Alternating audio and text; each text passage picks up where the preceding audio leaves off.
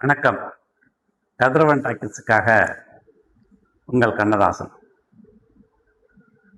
நடைபெறக்கூடிய தேர்தலில் நான் மன்னார்குடி சட்டப்பேரவை தொகுதிக்கு வருகை தந்த பொழுது உண்மையிலேயே மன்னார்குடிக்குத்தான் வந்திருக்கிறோமா அல்லது வேறு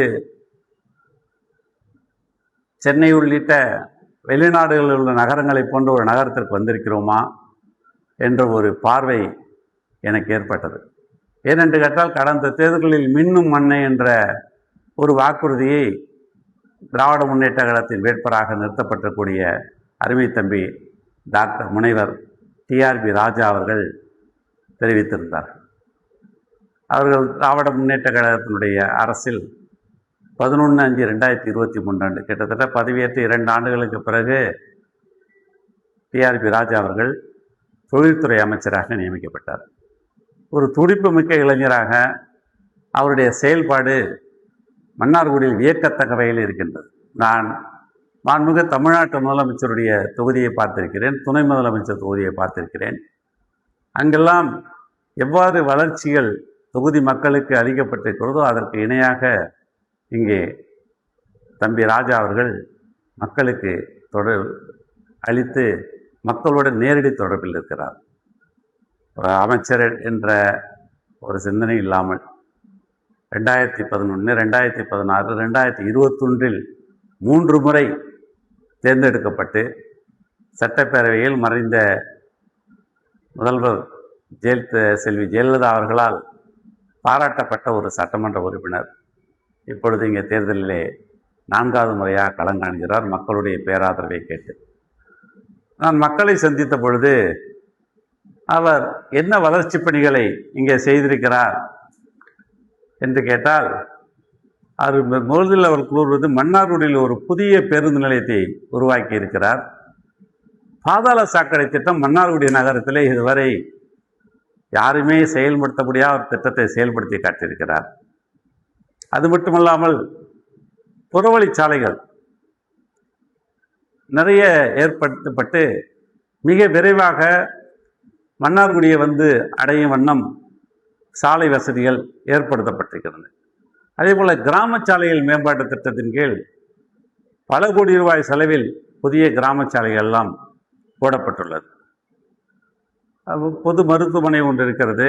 அந்த மருத்துவமனை மன்னார்குடி தலைமை மருத்துவமனை ரூபாய் 20 கோடி மதிப்பீட்டில் இப்பொழுது புதிய 5 மாடி கட்டிடம் கட்டப்பட்டு அது முடிவுறும் நிலைமையில் இருப்பதாகவும், மன்னார்குடி சுற்றுச்சாலை இதெல்லாம் முதல் கட்ட பணிகள் முடிவெடுத்து விட்டதாகவும், அதே போல் சுமார் 2000 மகளிருக்கு வேலை வாய்ப்பு அளிக்கும் வகையில் ஒரு ஜவுளி பூங்கா, ஒரு டெக்ஸ்டைல் பார்க் ஒன்று அமைப்பதற்காக ஆலங்கோட்டை என்ற இடத்துல சுமார் 50 கோடி மதிப்பீட்டில் ஜவுளி பூங்கா தயாராகி வருகிறது. மன்னார்குடி தொகுதி முழுவதும் கிட்டத்தட்ட 5000க்கும் மேற்பட்ட பட்டாக்கள் வழங்கப்பட்டிருப்பதாகவும், ஒரு டிஜிட்டல் நூலகம், அதாவது சென்னை போன்ற மாநகரங்களுக்கு இணையான வகையிலே மன்னார்குடியிலே ஒரு டிஜிட்டல் நூலகம் உருவாக்கப்பட்டு அது மாணவர்களுக்கு மிக பெரிய அளவிலே